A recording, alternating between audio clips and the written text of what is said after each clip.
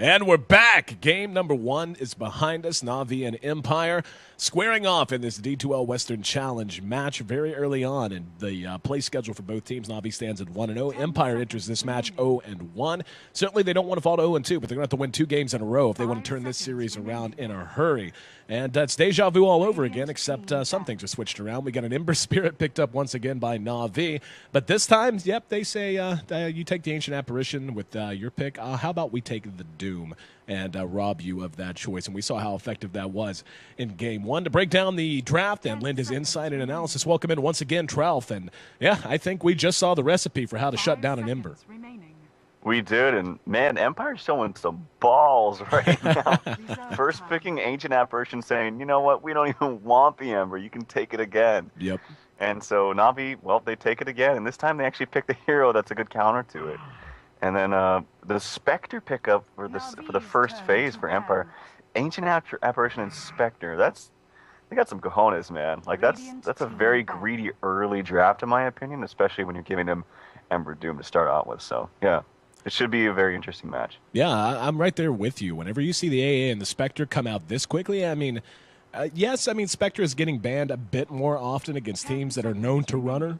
I don't think, or I don't know at the very least, that Na'Vi would have banned Spectre in the second ban phase. I think they could have gotten away with hanging on to that. But we already saw how much success they had with Clinks in Game 1. Perhaps that's going to be a pocket pick they want to try to save for the second phase. But seeing Doom and Ember together, that's just such a potent combination for so many reasons. Whenever you're talking about the ability to just outlast opponents and just wear them down and whittle them down through AoE in team fights, just gigantic damage over time, a huge factor in that, be it the Doom or the Scorched Earth and so on.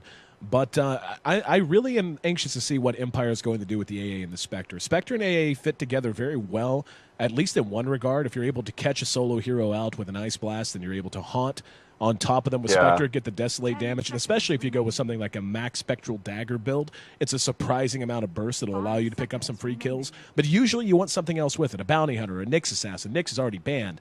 But yeah, like I really want to see how Empire really drafts the rest of this and whether they're going to want Spectre to be active in that kind of a lineup or if they're going to go ahead and try to take things in a different direction.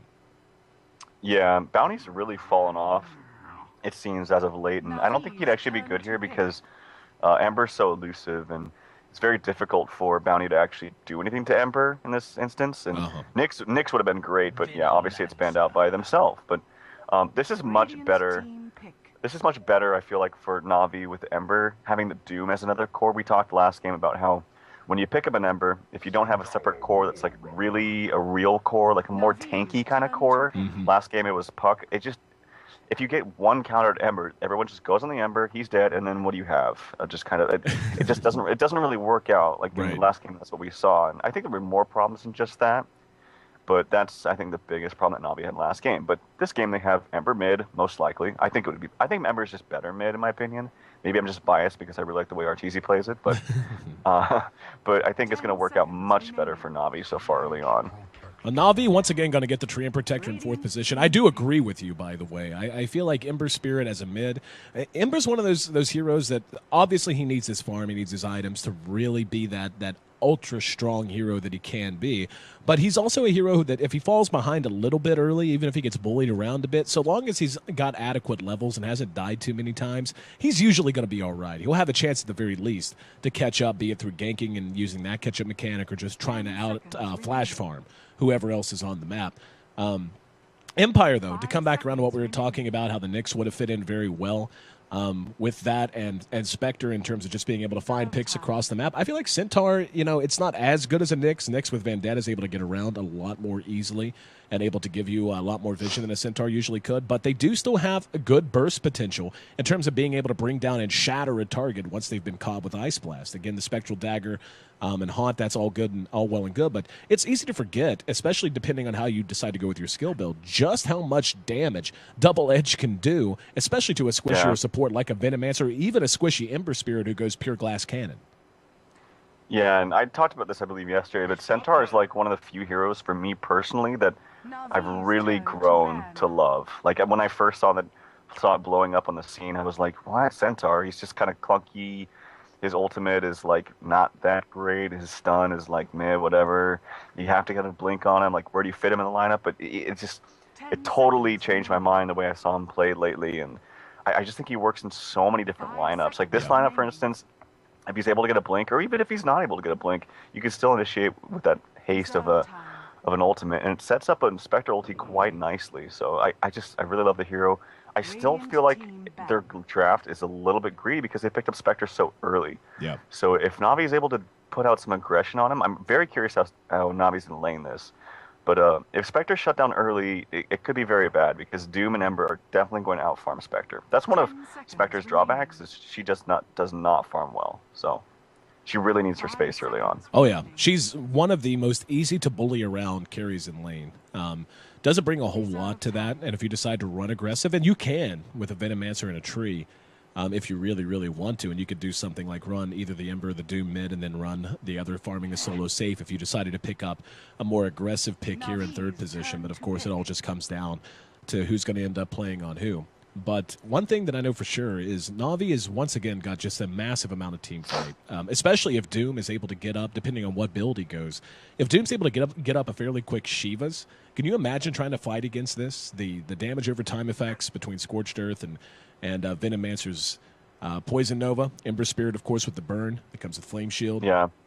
It's going to be impossible, especially when you're talking squishies. I mean, Disruptor and Ancient Apparition, for all of the utility and how amazing they are as heroes, they are not heroes who can hang around in a fight like that. They're just going to die too quickly. Well, I think if this game goes well for Na'Vi early on, I don't think Doom is even going to need the I can't even. You just said Shivas? it. The Shivas. Yeah, I don't think he's going to need the Shivas because they're going to be so tanky. They're going to have so much team fight. I feel like if he just gets like phase Drumus BKB, boom, he runs with the heroes that I'm seeing right now for Empire. He just runs in with living armor. They catch him with the tree and ulti. Ember comes in, does his thing. Venomancer casts. I feel like that's all they're going to need. So if the early game goes well, they get some good farm up in Doom. I feel like they can just run at them. So I really like the Na'Vi draft early on here, and quite frankly, it's kind of similar to the one that Empire had last game, except they have the Ember.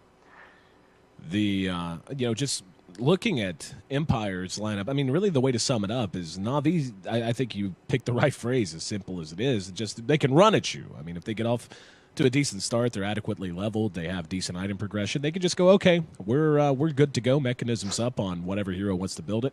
Let's go run down lane and just see what happens. Empire, I feel like, has much more of a carve you up kind of a lineup. They're going to have to move really, really well, and their positioning simply can't be off. And they do have the tools to punish bad positioning as well, between Haunt from Spectre, A's ultimate Disruptor with Glimpse.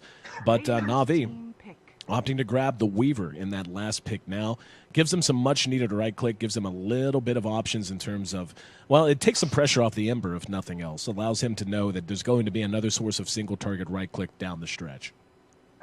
Yeah, and I think with the Weaver pick, that's really showing a sign of an aggressive tri-lane from Na'Vi. They don't want to give Spectre any space. And this is where mind games really come into play because now Empire's got a big choice. And I've seen this several times lately, like, okay, they're showing an aggro tri-lane because what else are you really going to offlane? I guess they could offlane Weaver, but again, if they're doing that, that means Spectre's getting free farm, so why would Na'Vi do that? So it's like, okay, they're probably going to go aggro tri-lane. Do we do an aggro tri-lane of ourselves and dodge to at least get Spectre a little bit of farm before they rotate? I've seen this several times with certain teams. It's very risky. Again, lots of mind games. But then the Death Prophet picked up last, so I don't know. I feel like this lineup, other than the Centaur, is very squishy from Empire. Oh, yeah. I wonder if they have a plan with this, and if they do, I'll be thoroughly impressed. But I got to say, I actually like Navi's lineup quite a bit more. I very much agree with you, and I think the aggressive try is coming. Before that fifth pick came out, when we were still in the ban phase, I was talking, a Venomancer in a tree, you can build an aggressive tri-lane out of that very, very easily. And it may not be one that's going to get you a ton of kills, but it's certainly going to be one that's very difficult to bully out of lane and deal with. And as soon as the Weaver comes out, it just makes sense. That way you keep pressure off of the Ember and the Doom. You let them do their thing. Weaver's elusive on his own. He's tough to bring down. So even if you are a little bit sloppy in the aggressive tri-lane, it's tough to punish you.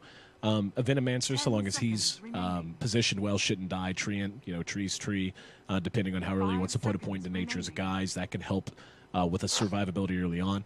But I do like the Death Prophet pick for Empire on the other side of the coin. I agree with you completely. that I think Navi's lineup's more well-rounded. I think it's going to be easier to execute, and it's going to be easier for them to get ahead. But the Death Prophet pick gives them a few things. It gives them an ability in Exorcism to try to basically create space for the Spectre. I mean, whenever a Death Prophet is well leveled and she starts running at your towers, you can't just send 1 or 2 heroes to stop that. Like, that's just not going to work. You're going to have to commit personnel.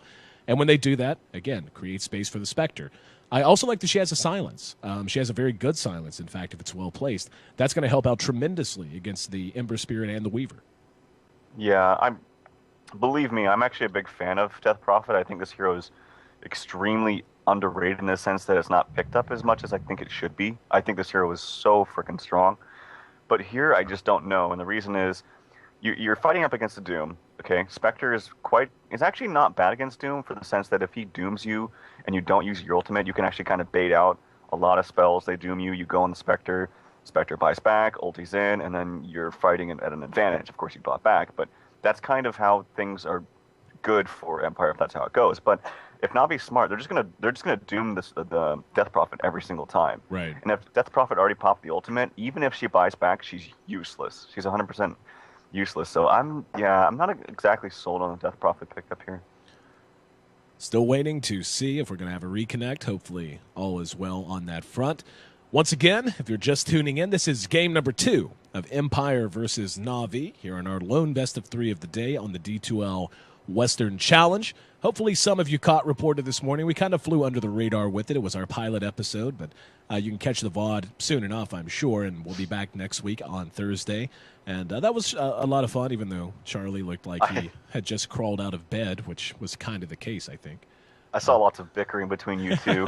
Playful bickering. We flame. Honestly, a lot of that, Charlie was tired. He was a tuckered little fella. Well, what, 8 a.m. or something like that? Yeah, that's freaking early, man. Yep, especially when you got to commute to the office. Oh yeah. But yeah, he was a tuckered little fella, and I was trying to get a rise out of him by picking on him some, and it was all good natured and good fun. But we got an idea of where we wanted to go with things, and hopefully next week will be even bigger and better. And gonna have some more rare giveaways as well. And what I think I'm going to end up doing is, if this is our final game, I'm just going to go ahead and give out the code at the end of the game here on stream vocally, and then I'll give Trouf our other code that he can give out on Twitter, and you can find him at TroufDota. I already gave mine out on Twitter. I'm at AC.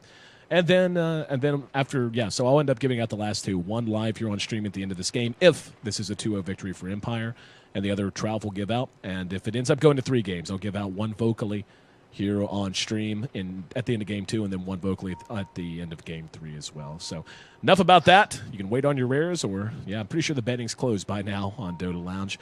Empire and Na'Vi, game number 2. Yeah, and it does look like an offensive trialing for Na'Vi, and we see the Stout Shield picked up yet again by Puppey, but this seems like much more. It's going to make much more sense. I commented on that last game. It doesn't really make sense to have it when you're going against one hero, but when you're going aggro like this, he can pack a punch. I mean, he's hitting for 90 damage nearly, and he's going to reduce a lot of damage with that. So, this is really smart by Na'Vi, but it's really to be expected, like I said. So, Empire's actually posturing up here in the top lane, and this is what I was talking about. Maybe they just have him dodge and play some mind games, and even, like I said, even if Na'Vi rotates, if he's able to get 15, 20 CS before he has to get bumped out of the lane, that's fine. That's at least more than he would get if he was going straight up against the aggro tri-lane. And for now, with the horn blowing, it does look like it will be the dodge, as you had mentioned. And makes sense to me, too. It's not going to take long for Na'Vi to adapt to this, though, and figure out what's going on and make the decision accordingly. Silent will start the game with a double damage. At least it looks like he'll be the one taking it. And we've been seeing the stats pop up throughout Game 1 and Game 2. Once again, thanks to Nahaz Dota, who is doing our stats for us today. Great guy. Just kind of offered to do them, just kind of cuz. And cuz he's kind of an awesome dude.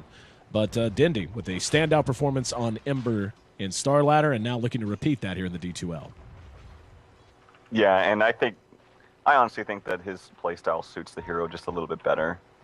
So I expect good things for him. Na'Vi, you see already kind of roaming here in the mid. But Teal, who is this Vanscore, actually sees the rotation completely, so resolution should be fine. They're still posturing around here, but they want to do something. But yeah, I expect one of them to rotate up top immediately. As like this is what I'm saying. Silent's actually going to get a little bit of free farm here until Navi does something. So this is really smart by Empire. Yeah, this is very much a piss or get off the pot kind of a. And yes, I know I didn't use the optimum terminology for that. just pretend like it's a guy who sits down when he pees. A piss or get off the pot situation. They took a second for that one to land, but they're gonna have to make up their mind what they want to do. Who are they going to shut down? It looks like they're going to prioritize Mag for right now. Puppy and Kuroki making their way back down, and yep, he's in trouble. Do they have the damage? No.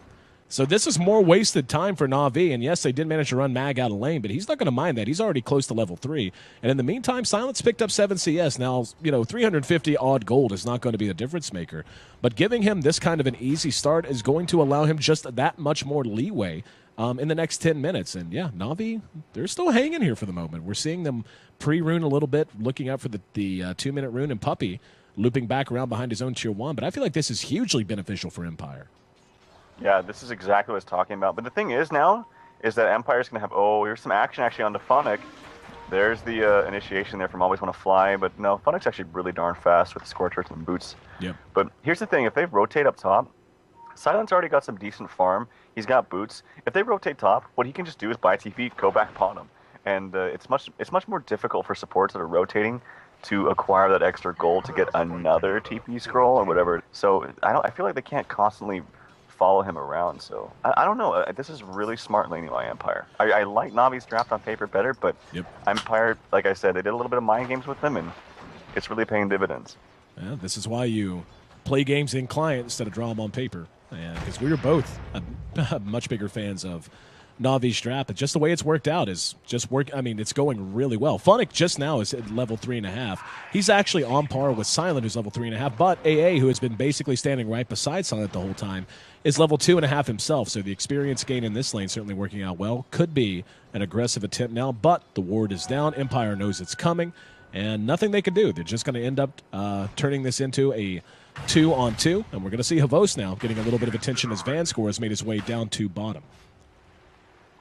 Yeah, and not to say that like things are going amazingly for Empire. I mean, like it could be very different once we get into the mid game, because I think the team fight in the mid game from Na'Vi is just so superb with the Doom, with the Ember. If he gets some good items, and he's actually doing pretty well in CS early on against the Death Prophet. I think Death Prophet has a little bit of an edge, so good job by Dendy. But yeah, it's still very early to tell. But this could have gone very poor if Empire just playing this, traditionally. And Resolution taking a lot of damage there, as we heard the Searing Chains go off. He did manage to hit a Crypt Swarm and do some damage to Dindy as well, but back and forth. But you can see what Puppy's doing here. He's actually jungling now on the tree. I mean, the gigantic base damage for him is huge, but I think that's owed largely to Puppy just recognizing, okay, the lanes are already ahead for Empire, and if I come into lane and try to be a tri-lane hero now, not only am I not going to be able to do a whole lot, and possibly I'll just scare Silent off down the bottom, and as you said, that rotation much easier for him to make as opposed to a support, but I'm also going to be robbing my other teammates of XP, so he's having to do some unorthodox stuff to try and make sure he stays on par. He will be coming up through the river now. Just this should be a... Go ahead. Up here we go. This should be a kill. Oh, actually, I always want to fly is super fast. TP coming out from Silent, and they're just outplaying Na'Vi right now. Yep. They really are. And I imagine actually with the lane being kind of pushed up, I might even wonder if Silent just goes bottom now. Yeah, he bought his phase boots, walking bottom. So this is this is really smart play coming out from Empire early on. Like I said, it's very early on. Anything can happen at this point, but they're making the best of the early game. Well, we're at 5 minutes flat. Not a kill on the board, not a tower down. Let's look who's winning in efficiency. It's actually damn even.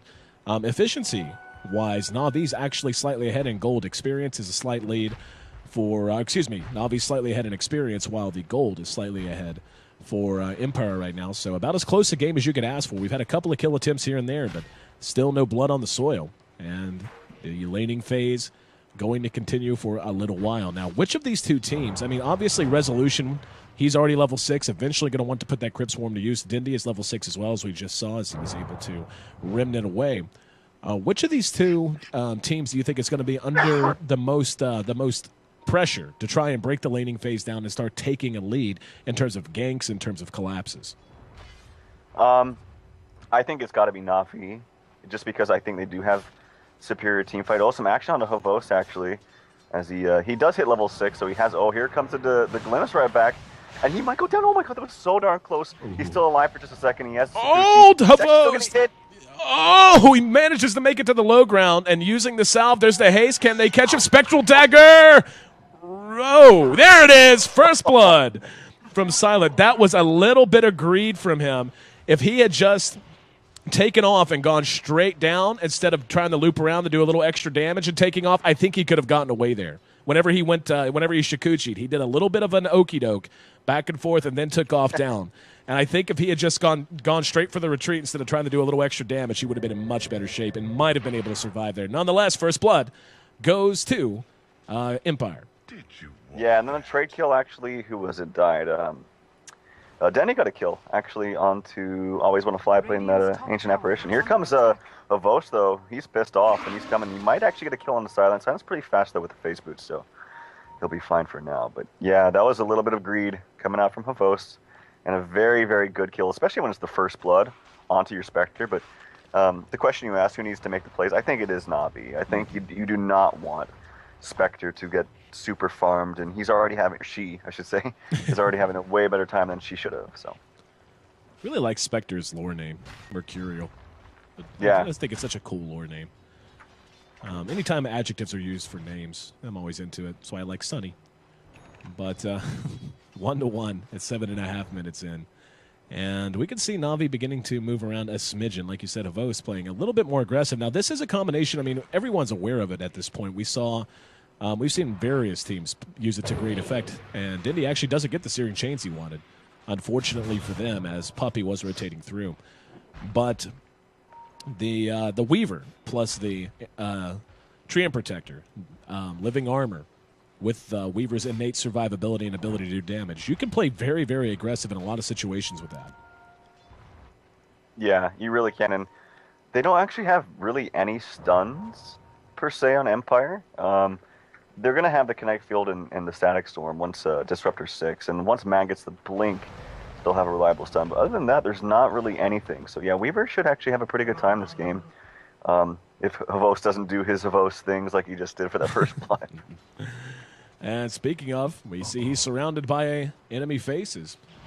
And we'll time-lapse back to the other side of the trees. See, that's a little bit of a waste to me. I feel like that was just unnecessary. But I don't know.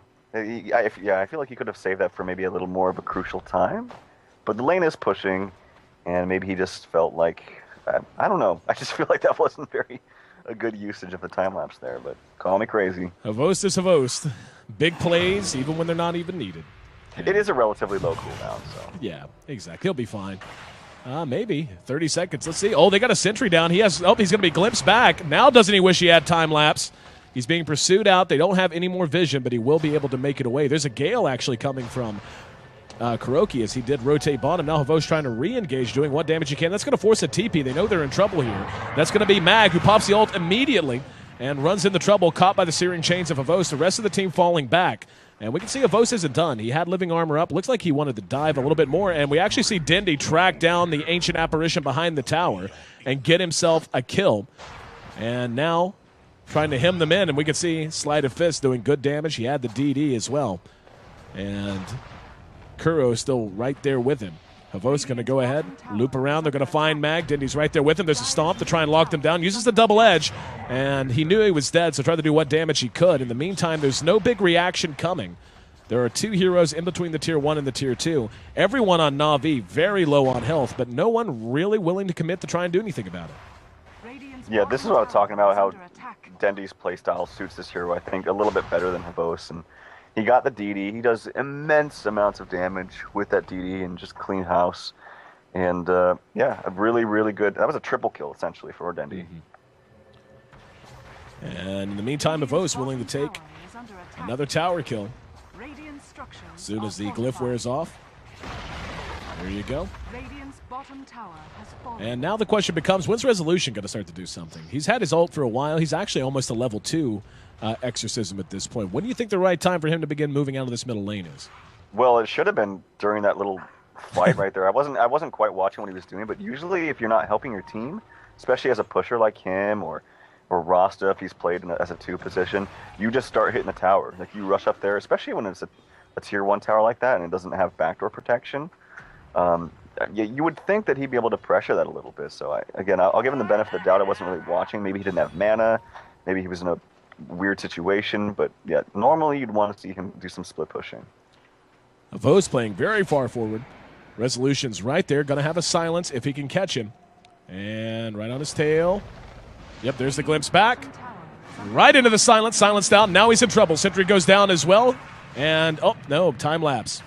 Gets him back to the other side of the engagement. So a nice attempt, but not nearly enough, as we see. Death Prophet still unable to really make an impact on the map. Well, this is what I was talking about. The lack of stuns is coming very apparent right now. And Disruptor is only level 3. So until Disruptor gets the static storm or blink up on Centaur, which he was at 1,600 gold like 3 minutes ago. So his farm is kind of stopped after that death bottom. But yeah, they really have no stuns. Dendi putting some pressure on the AA right now. This should be, he's not going to go in. So Dendi showing some reserve as they're just going to get a free tier 1 tower. Yep. Knowing that kill might not have ended up being worth it. AA ulti will connect and catch a couple. But the tier 1 nonetheless going to end up dropping. They might take a run at Havost again. They've got 2 moving through. That's going to be Resolution with a Haste Rune and Advance Core coming along behind him. And here we go. Going to try to catch him out. They can't kill him. Yep. There's no way. He's also got tree armor if he needs to. There's no ulti up onto the Disruptor. They're just wasting their time. Or you could just call this is very actually good space creation from Havost. He's doing exactly what he needs to be doing. Tier 2 now under assault. Only Mag is there to try and do anything about it. Mag is about 450 gold away from a Blink Dagger, so his initiation potential, especially with his ult on cooldown, very minimized. And let's see if they want to do anything. I mean, right now, Na'Vi just feeling like they can march wherever they please. Funnick and Dendi will be caught by the Ice Blast. Puppey and Kuro able to dodge it. Mag's right there, but eating a bit of damage from Dendi in the meantime. Down at the bottom, Havo still able to farm uninhibited. And here we go. They're going to catch Mag once again. Dendi thinking about it. There's the Gale to follow it up. He's going to be forced to pop his ult again. The Doom is off, and he's going to have to run straight to the well if he wants to hope to survive. And even that's going to be tough. Hang on. Exorcism pop. Dendi trying to fall back. Managed to get out of range of the cold feet. Funnick moving over into the woods. And they're unable to catch him at all. Resolution eating a lot of damage. Can they track Funnick down? He's still hidden and will be cleaned up with a Crypt Swarm. Always want to fly right there with him. And here comes Puppey. There's the Haunt in from the Spectre. And always want to fly. Going to be helped out with the Haunt. Dendi comes back in. Looked like he wanted to fight, but unable to find a whole lot of anything to do. So a bit of a win there for Empire as they end up losing the tower. But, well, I shouldn't say a win across the board, but at least in the fight, they managed to come out a little bit ahead. Yep, Puppey got super greedy right there. He tried to get that kill and just didn't get it and kind of fed himself right there. But, you go big or go home. They already got the tier 2 tower, and I still think that was a huge win for Na'Vi because they didn't even use the Weaver. He's just farming bottom this entire time. Not to mention they got a tier 2 tower at the 14-minute mark, and they had to pop the Haunt from Spectre. Even though they denied Mag, he still died. And look, he's still at 1,600 gold. I swear he's been at the same mark for like 6 minutes now, if not, about 6 minutes. So he's still not getting a blink. And what's the level of Disruptor at? He's still level 4. Like he needs to get at level 6 because of the lack of stuns that they have. Nearly a kill on the Van score here in mid, but the glimpse saved him from the wrath of Dendi. And Empire definitely ready to go in the turtle mode, I would think. The problem is, I don't know if their lineup's very well suited for that. We can see Phonix moving through the Radiant Side Secret Shop now. He's got his eyes on Silent. He's got help coming in the form of Puppey.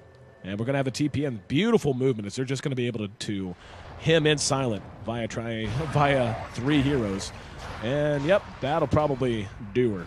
Silent picked off, and as if things couldn't get any worse, hang on. In mid, we're going to have a dive on a Resolution. They're going to be able to get him as well. A ultimate went off, but Dendi doesn't care. Chasing down, always want to fly. And gets off another Slide of Fist. Will retreat as we see Mag teleporting in. Dendi going to use Remnant to get himself to safety. No, doesn't even have to. Could just keep running it. Behind the fight, Havost is not done. He's going to be glimpsed back in the middle of the lane. There's a stomp that catches him after time lapse, and he'll die because of that. So time lapse a little too early. Time lapse into the stomp, basically. And at least some kind of decent return for Empire. Yeah, he might have died anyway, even if he didn't time lapse. I understand his urgency to press it, but Yeah, that was just kind of unfortunate right there. Finally, the blink comes out for Mag on a Centaur. They desperately, desperately need that. If not just for initiation, but some type of way to lock the Ember down, lock the Weaver down. But even then, like I said, if you look at Funix items, this is exactly what I was talking about. The drums into what's going to be a BKB. And he can just run at them. He can just ulti the DP, or, I mean, he can still ulti the Spectre because she's not that farmed. And I just feel like once they get these core items on Na'Vi, they're just going to run over Empire. You can see Dindy harassing in mid, going to go and always want to fly. Got the ulti off first, but it's not going to matter. He's going to end up dead. There's a stomp on the Dindy. Can they clean him up fast enough? Static Storm secures it. So Dindy playing a little too aggressive, trading himself for an AA, and one of the few non-productive trades Na'Vi has made all game. And taking a look at the gold, it is beginning to level out some. Now we're going to see the Haunt, or excuse me, the Exorcism used by Resolution as they try to pressure this Tier 1 mid. Crypt Swarm plus the Ghosties doing damage, but so is Havost as he's able to force this all the way back. And, you know, it's level 2 Exorcism. You'd think they'd be a little bit more scared, but truth is, Empire just gave up too much and waited too long to put this to use, I think. Yeah, and Exorcism actually isn't that great against mobile targets anyway. Weaver's very mobile. Ember's very mobile. They also have the tree or the living armor, like you mentioned multiple times. So it's going to be very hard, I feel, for Empire to get this game back in their side. And Silent, oh, he might get caught right here. No, he's going to be okay. That was very, very close. But there is a Roshan. Nope. Yeah, okay, they're kind of starting Roshan. This is kind of crazy. But Puppy, he's got the medallion. They got the Serpent Wards, or the Wards coming out for the Plague Wards coming out from Kuroki, level 4. So they might do a 2-man Rosh here. Yeah, just going to give it a shot, if nothing else. Not like they don't have the heal. And, yeah, like you said, with the armor reduction, it'll take them a while, but they can whittle the big boy down one way or the other. Problem is, Empire is in range. It's going to be about 45 seconds until Exorcism's ready to go again. Mag with his ult up, Blink Dagger up, should be feeling a little bit more useful at this point. Ancient Apparition looking for an urn at the moment, still very, very poor. And taking a look at the overall levels, we can see very, very low. On Puppy, in fact, he's actually behind the Disruptor now, which is a little bit of a surprise because we saw how far behind Vanscore was. And overall net worth, though, it's all Na'Vi. Top 3 on the board, all belonging to them. This would be awful if Empire spotted this out. Nope, here comes an ultimate from Mag. He should be fine for now. As Dendy's trying to pursue him, but won't get him as he blinks away. But yeah, this would be really bad if they caught out Puppy and Kuroki doing this, because Puppy's super low, and Exorcism, of course, is very, very good for Roshan, but no, they're finally bringing 5 members in, and they will get this Roshan. A very cheeky way to take a Roshan. Let the supports do the heavy lifting for 3/4 of it, then rush in and take the Aegis and don't let them have 2 lives. That's fair. Yeah, I feel like they actually could have just brought 5 members there and just done it instantly, but hey, whatever. They're trying to spread out their resources. Take a look at Silent. He is looking to get a Radiance up, one would imagine. He's got about 2,000 gold banked away, already has Phase Vanguard. And, you know, it's a little tough for him right now. He's right in the middle of the pack in terms of overall net worth, so he is falling off pace pretty badly. He's 4,000 gold behind the Doom right now, so Funix Doom being played immaculately well. Yeah, the scary thing is I feel like Radiance is going to do nothing for him. Yeah. The lineup on Na'Vi is just so tanky. The Living Armor, you have Time Lapse from the Weaver. He can just also just Sakuchi away from the illusions when he haunts. Ember is very elusive. We talked about that. Doom is very tanky. He's going to have a BKB. I feel like Radiance is actually not the item here. I think he needs to go for maybe a Diffusal as just something else. Oh, Doom actually up on the Mag. Funnick pursuing him out, always want to fly, trying to slow him down, and Resolution there to try and help out, so Mag should make it away. We're going to see Dindy diving in mid, though, and in the meantime finds a kill on the Disruptor. Silence there to try and help out. AA ultimate on the way. Dindy popped the BKB. We're going to see Kuro, most likely, brought down. Now, Dindy's going to jump to the low ground. He has very little mana, but he's tanky enough that they simply can't commit to a fight.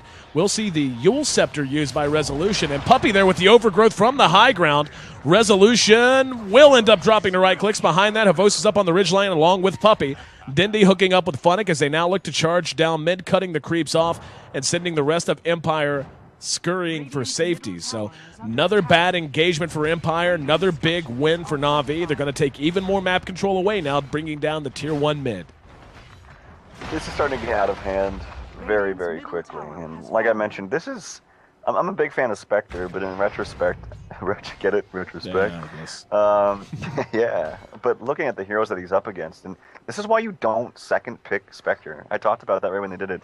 It gives the other team so much time to draft a lineup around it, and it's a very greedy early pick. So, yeah, I feel like there's really no item for her to buy to get back in this game. I feel like she's not going to have very much of an effect, no matter what she buys. Radiance, Diffusal, it's just too much tankiness on Navi's side, and if your eggs are in the basket of DP, well, we already talked about that. You throw the ultimate up on DP, you doom her, she's useless. So, yep. Yeah, I don't know. This is kind of grim for Empire.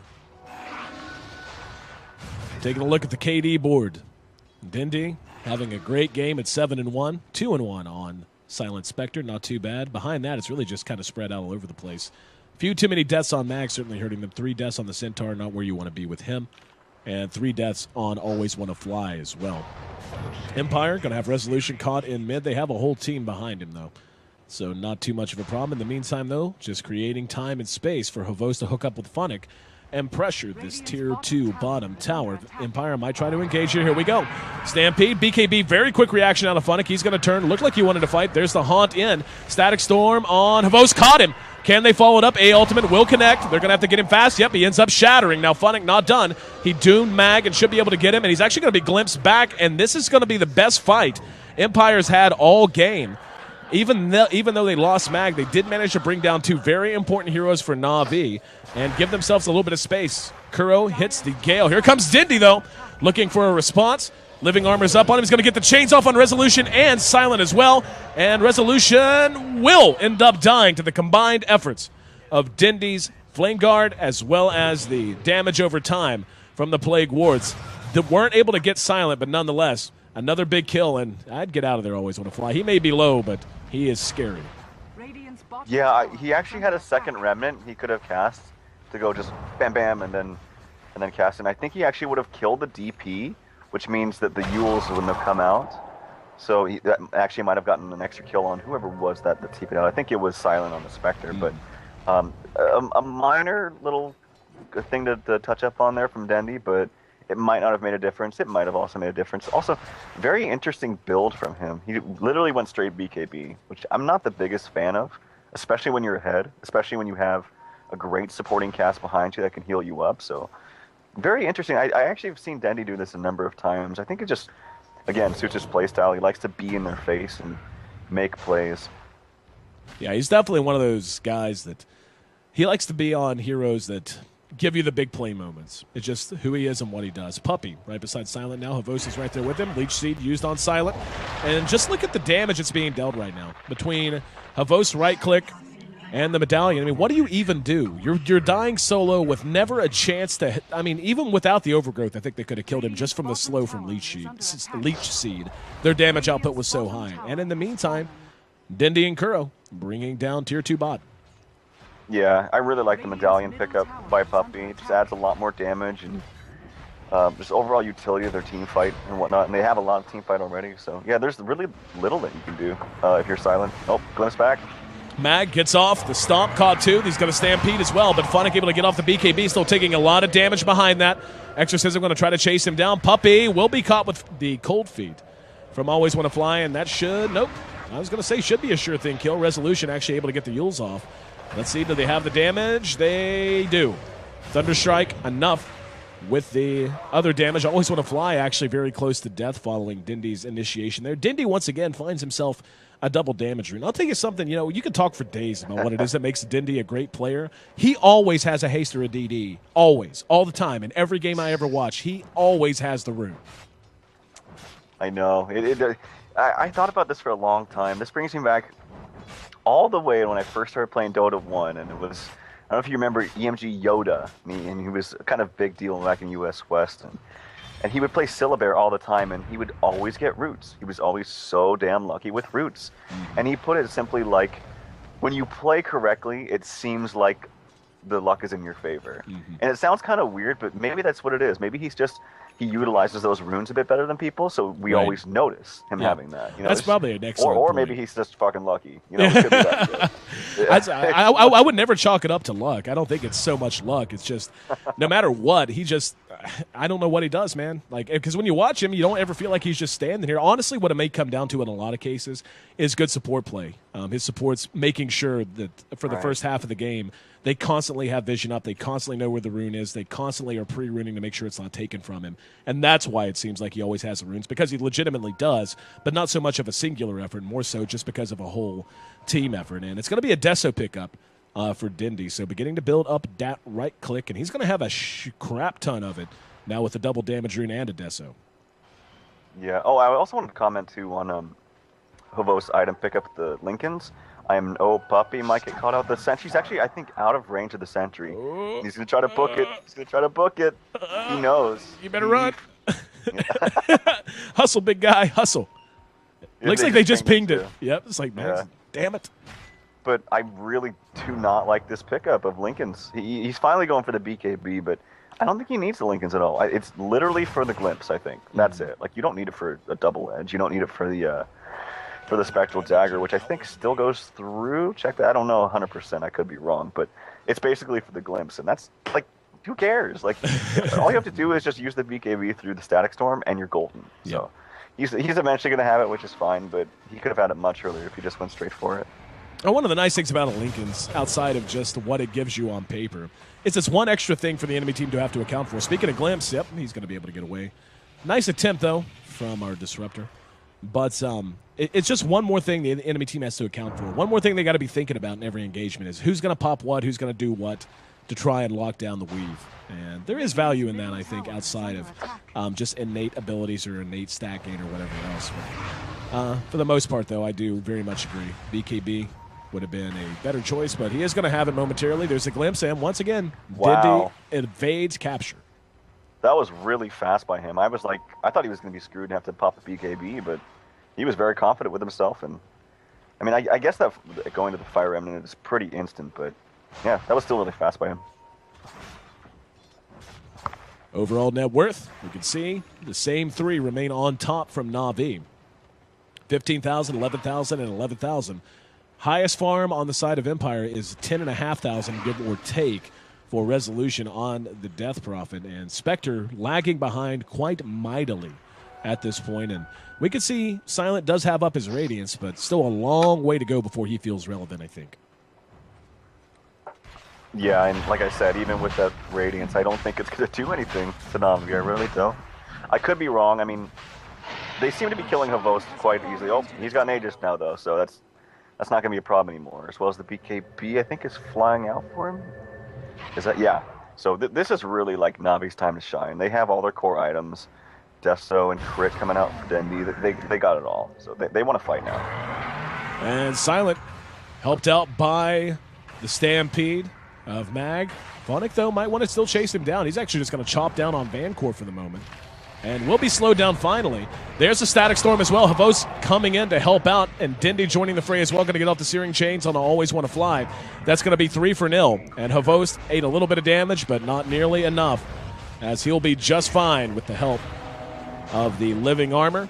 17-10, and beginning to feel like it's time for Na'Vi to close this one out. Don't know there's a whole lot more Empire can do to resist.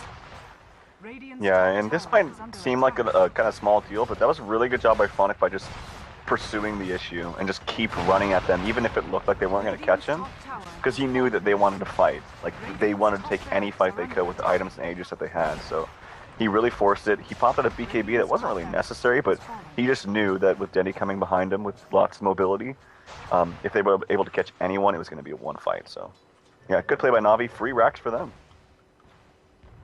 Na'Vi now rotating to mid. Tier 2 could be the target. Creeps way back in the lane, though, so not really a possibility. Another rune spawns. That'll be a DD, and I'm sure Dindy will wind up with it in his bottle at some point. Yep. Absolutely. DD coming there. What else is going on? Yeah, let's look at the graphs here, because I haven't looked at them. They're getting kind of out of hand. Yeah. Yeah. Gold is like 25K, and I think it's close. Not quite, but pretty close to the point of no return here for Empire. I mean, you look at Spectre and you think, oh, there's a Spectre effect, but like I mentioned, it's just not a good Spectre game, this game. And again, it comes back to they just picked too early, I feel. Yep.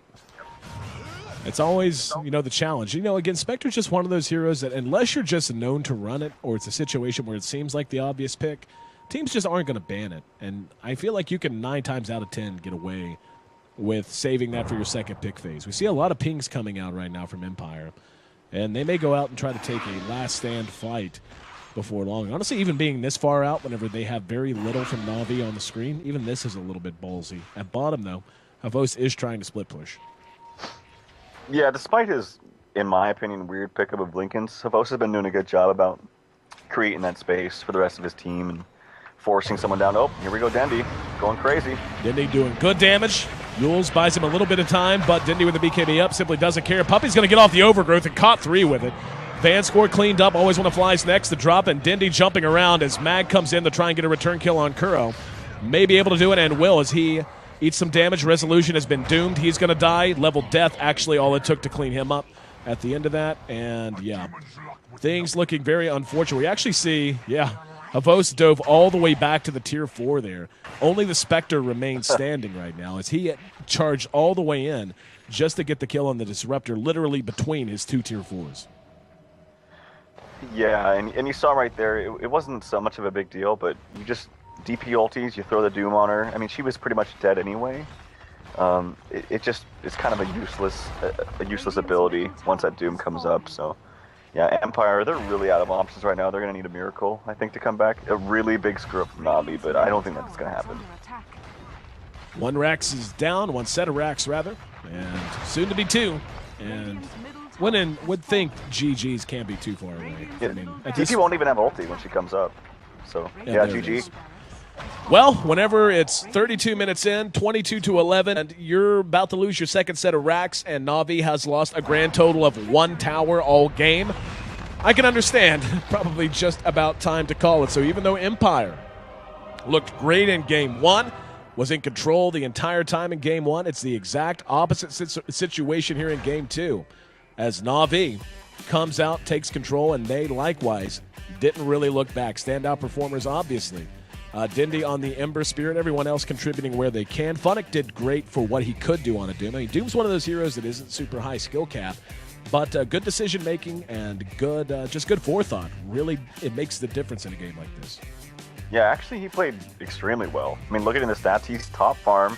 I believe he was pretty much solo top. He had a little bit of assistance from, I think Puppy came up there a little bit towards the beginning of the match, but not too much. And his items were just perfect. I mentioned if he just goes something like Drums BKB, the rest is pretty much luxury. I mean, it really is. If he went Drums BKB, you run at them, there's really nothing they can do. And yeah, Funnick actually played solidly. They really all did.